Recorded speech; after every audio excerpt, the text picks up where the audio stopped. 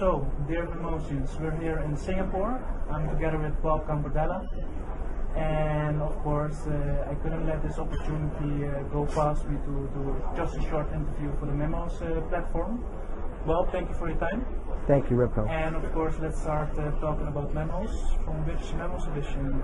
MEMOS 7. MEMOS 7. Yeah, 2004. Right. Yeah. Okay, and your project was about? It was developing world-class athletes and how do you build a strong organization around that athlete. Okay. Yeah. And I guess, but later on we'll talk about it, I guess nowadays you're still working in that field? Definitely. Actually, my project has been very relevant since the day I finished it. And I've had an opportunity to use parts of it in different organizations that I worked in. Okay, yeah. Great. Now, for those of us who know you, we know you from the States, of course. Right, I don't know exactly. I think you were involved in volleyball prior to the I was, USSC. exactly. Can you tell us about that? Yeah, sure. So my career path took me from being a volleyball coach. I spent 13 years at the United States Military Academy at West Point, where I coached women's volleyball and taught in the physical education department. From there, I spent 5 years at USA Volleyball, where I started out building out the athlete development program, and then actually went to become the director of the Olympic teams for both men and women. From there, in 2000, I went to work with at the United States Olympic Committee. That was in 2000? In 2000 to 2009, yeah. Sydney were your first Olympics, or? No, actually, I've been to 7 Olympics, starting in 1984. Oh, wow. So, and this is my first youth Olympic Games, so I'm very proud to say that I have 8 Olympic Games under my belt. Okay, yeah. Nice. So, within the USOC, what was your main responsibility exactly? Yeah.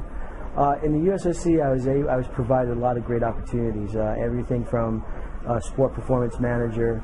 I had an opportunity to take over and lead the USA Taekwondo when they were in the crisis mode.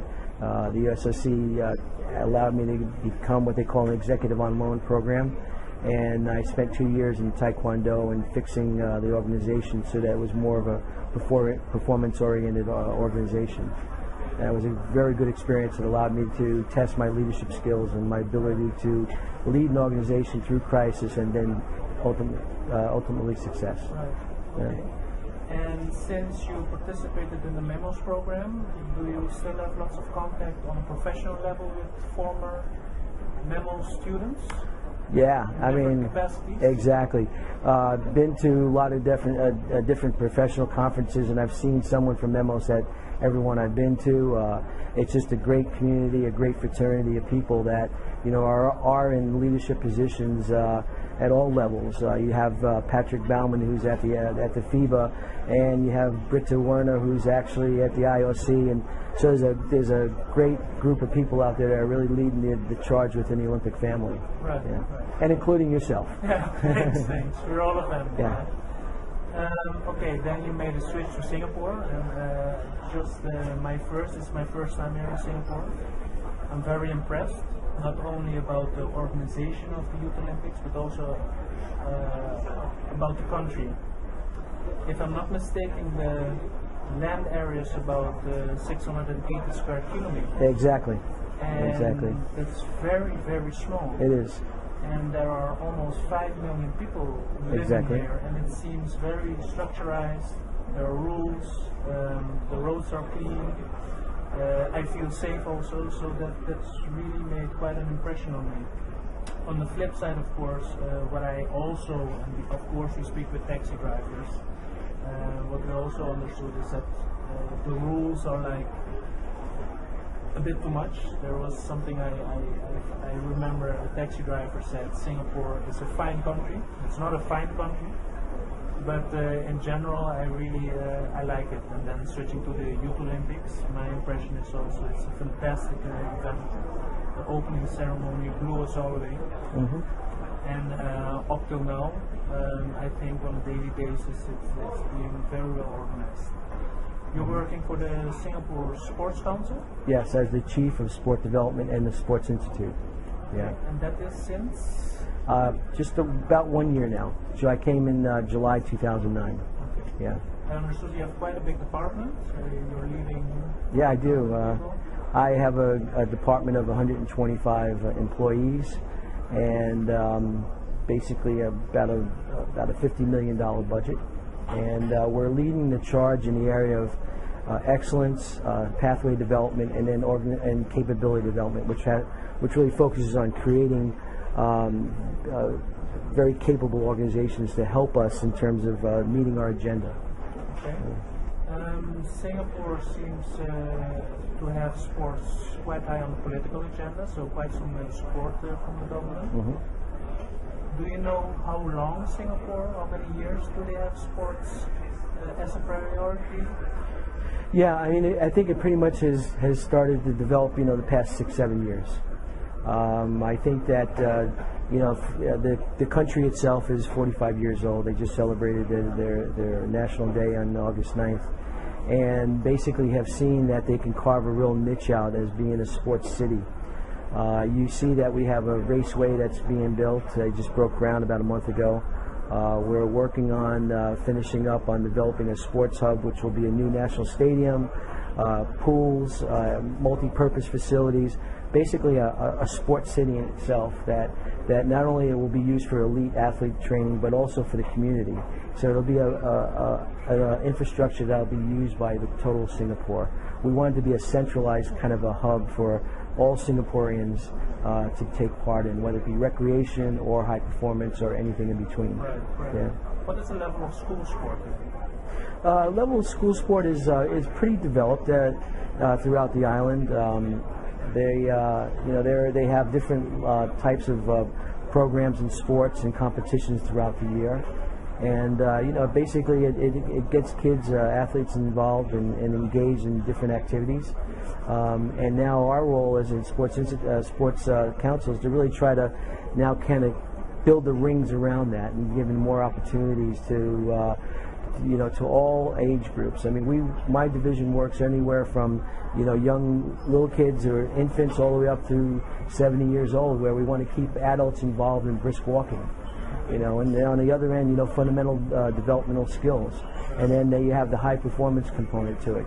So we really feel that we want to build a resilient nation, and with that we got to be able to have opportunities for people to be engaged, at all levels throughout their lifetime. Okay. Yeah. And I understood also that Singapore has the Formula One Grand Prix since about 2008. Yes. The next one is? It's September 26th here in Singapore. Yes. Night race, and as you can see, as you look around the city, you'll see that the racetrack is already set up. Right. Basically, once the YOG leaves, they'll start to put all the finishing touches for the Formula One. After that, then we'll get ready for a marathon, the Singapore Marathon, which will host, I believe right now the number of participants is at 60,000. So you can see that we have major events one after another, and it's kind of that's how we really kind of identify, with the world. Right. Yeah. Another thing, what I understood is that in November, of course, Singapore will also participate in the South Asian Games. The Asian Games. The Asian Games? Yes. Okay. Are you also involved in the preparation of athletes, or is it something of the NOC? Yeah, we're working with the NOC in terms of getting the athletes, in terms of their qualification and things of that sort. So basically, we've been following their overall accomplishments, and then taking that to a committee that would then vet out, which athletes would be, going to these games. We've done the same thing with the Commonwealth Games too, which are heading up in October. All right. Yeah. That's right. Okay. The next Olympics, of course, the bigger countries, and I can imagine Singapore also being a very small country, but having sports as a priority. The policy, any ambitions towards the next Olympics in London in terms of medals? Did Singapore got any medals in the last Olympics in China? Yeah, in Beijing we won our first medal, I believe it was in 48 years. In women's table tennis, they finished with a silver medal, which was definitely a great opportunity, and kind of opened up the doors, for others to feel that they have the ability to do things. So we thought that was just a great beginning for Singapore.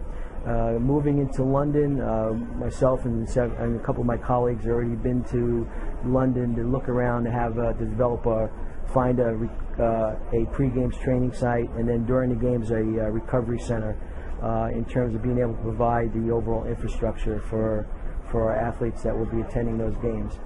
You know, right now we don't know how many athletes will qualify, but we have a basic guesstimate.